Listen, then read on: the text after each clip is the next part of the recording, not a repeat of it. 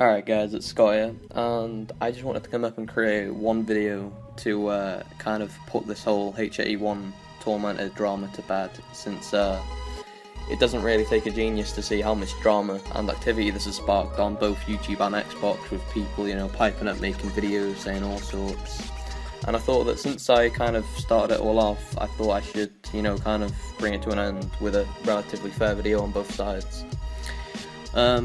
Now, what we've seen in the last video that I made was that basically it was saying that Tormented had called out HA81 a week ago, and basically what happened was the match didn't happen.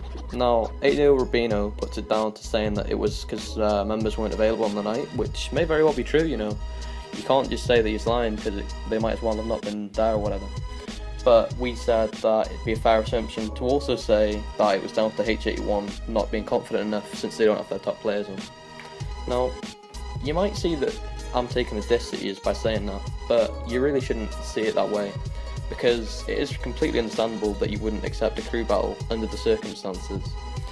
But I mean, obviously, if this match was to never happen, it would be a big shame, because it's a really, from both sides, both Tormented and HA81, when you take away the trash talk, they are both really good crews. I mean, I'm not going to deny it, I was in a match once and I got slaughtered by them.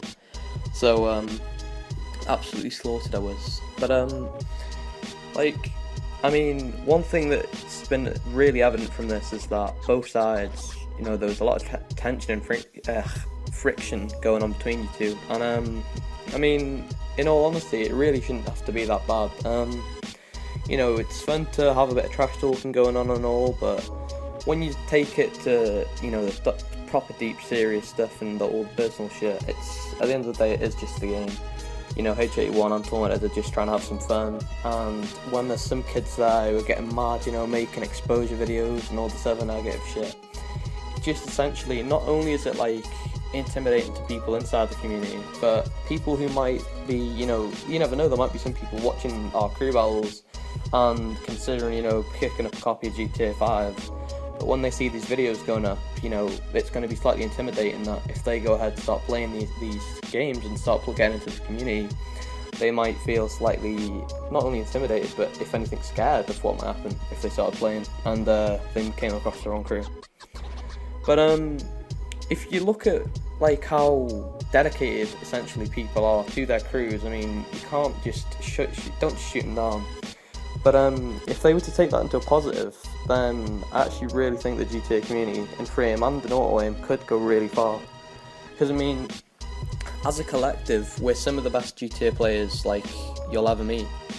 So I mean, when you've got pro players on, Call of Duty and Halo getting all this recognition in the esports community, the likes of Rockstar won't actually even look at this type of community twice because of how aggressive we'll treat every other crew.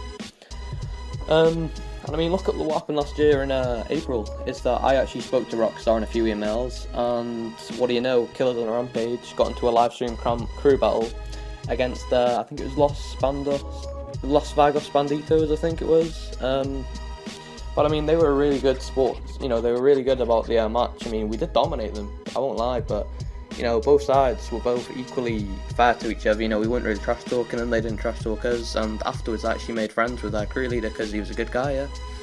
But I mean, it's not whoever can, talk the most shit, but if you actually want to have a healthy crew, then talking shit to every other crew is just going to make it worse, if anything. So, if anything, the best way to get recognition for your crew, and essentially for this community, because you might not stay in your one crew forever, but who's to say that you should shoot down everyone else's chances of making a good crew because you like to talk shit?